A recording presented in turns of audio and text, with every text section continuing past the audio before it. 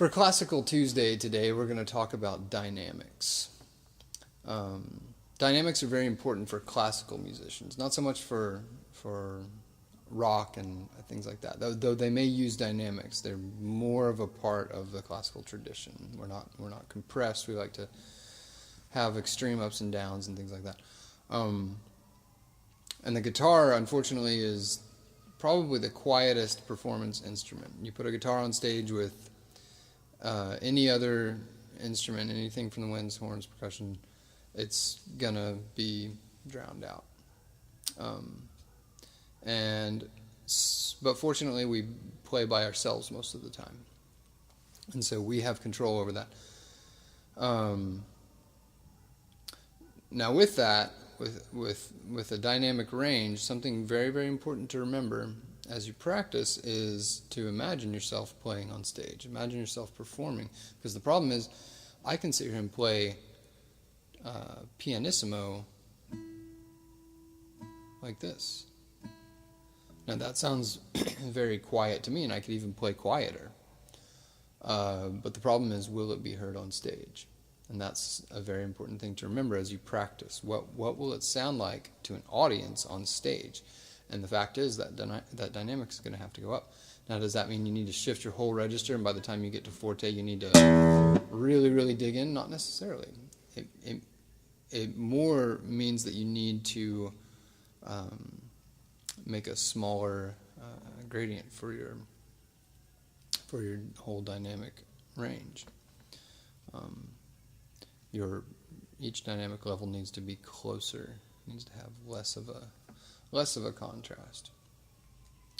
And that now that I said that, it's also important to use dynamics appropriately. Sometimes, if a piece you're playing does not call for much dynamic contrast, now you should take liberty and use quite a bit more than the marking at the beginning of the piece that doesn't change in 40 measures. So here's a simple exercise to help you develop this. Imagine yourself on stage and play through 6 dynamic levels, starting with pianissimo going up to double forte. And we sometimes play beyond that, but it's usually a specific situation that calls for maybe some really, really quiet harmonics or rascato or something like that. It's usually a rarity if we go beyond that. So play these 6 dynamic levels. Pick a phrase, play any phrase.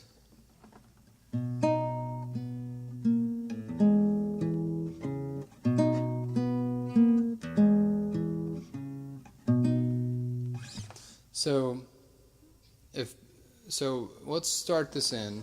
That's the phrase we're going to use. I'm going to start at double piano, pianissimo.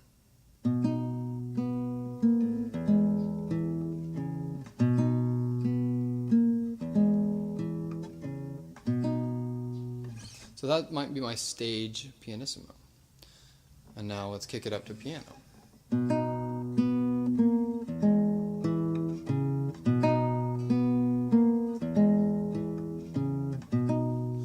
Very, very, very subtle change.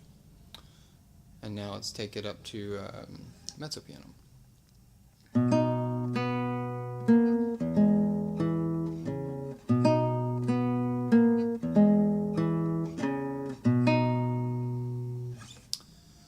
And then let's kick it up to mezzo forte.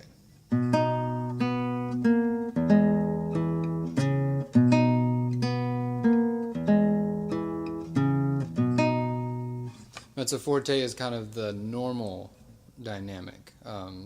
Should be the dynamic you play at rest if you're just kind of not attempting any specific dynamic. Somewhere between mezzo piano and mezzo forte.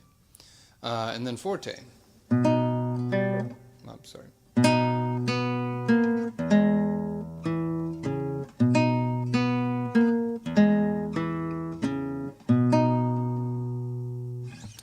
And then double forte.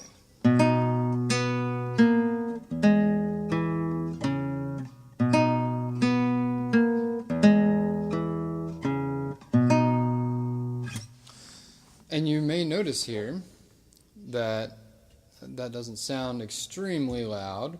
Yeah, maybe. But it may change, like I said, from piece to piece, if not all pieces give a specific dynamic level for every single measure. So there you have some freedom there to let it grow as is appropriate. But it's very important to remember not to burn out your dynamics. If you're supposed to be getting quieter and quieter, a lot of times when something's marked piano, we go way down, and then we have pianissimo coming up, and we're in trouble because we're already playing at the least audible dynamic level, and so if we go any quieter, our audience is just simply not going to hear it. So bear that in mind as you practice. So until next time.